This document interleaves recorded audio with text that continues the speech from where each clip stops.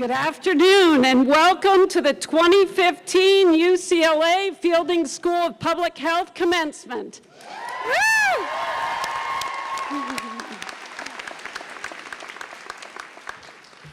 So first, thank you to the parents, partners, families, and friends of the class of 2015 who join us here today.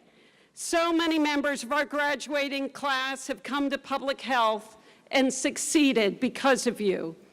We're delighted to have you here with us, and we know that this graduation is not only the class of 2015's graduation, but for those of you who have spent years making it possible for your son, daughter, husband, wife, partner, brother, sister to come.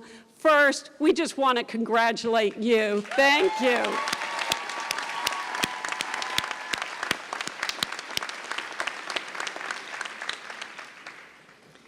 The typical commencement address implores students to go out and make a difference in the world. That's the last thing, though, that I need to tell this graduating class. So many of our students have achieved extraordinary feats before they even arrived at our school, and they have continued to have an impact every day they were here at the school and the community around the world. Without a doubt, my greatest pleasure and privilege as Dean of the Fielding School is getting to know all of you. I'm inspired by you, by your commitment to your studies, but much more so by your commitment to our country, to the global community, and to transforming health. Your passion to make a difference, your sacrifice, and all that you have achieved just gives us all so much cheer about what you're going on to do. So today, I want to offer you my congratulations and my appreciation. You truly fill us with hope.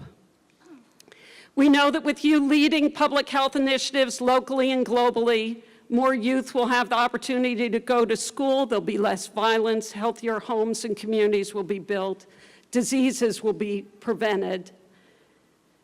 It will truly be my honor in the years to come to learn of the countless ways each of you is transforming all of our health. But along the way, I do hope, besides transforming health, you're going to have a few adventures. I hope you're going to try some new things, maybe dog sledding, ice climbing, rafting in the wilderness. And for those of you who tried for the first time running the LA Marathon with us this year, special thanks. Listen to and learn from the life stories of people from different corners of our country and our planet. And if I had one wish for you, it would be to be open to the unexpected. I certainly know that my path had a lot of unexpected turns. Some of you know that when I started my career, there were a couple things I knew for absolute certain. Those were I was not going into health and I wasn't going into academics. So go figure, I got those totally wrong, but it's been a great adventure, and I hope your careers are going to take you in unexpected adventures. I know they're going to transform the world.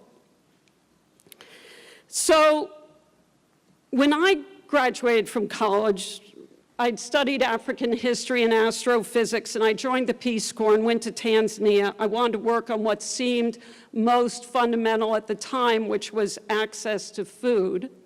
Didn't really know about why you'd care about health if you didn't have the basics of a home or enough to eat.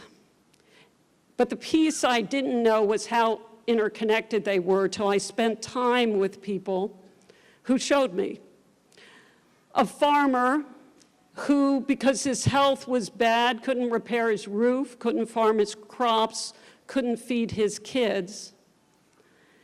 And the interconnectedness of them all was what transformed my career, because I started to understand that access to adequate education, access to decent housing, all of these social conditions mattered as much to health.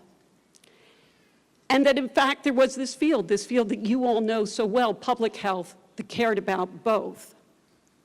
So the graduating students we honor today, you all already know this well, that the need to address what people in our field refer to as social determinants of health has never been more urgent. We see the effects of social and environmental conditions on good and poor health every day in our communities. How close we live to food markets that carry nutritious foods at affordable prices affect our health, whether we live in safe neighborhoods, smoke-free buildings, whether we get adequate wages and decent working conditions. And it's that link between social conditions and health which makes me so glad to be able to introduce today's speaker.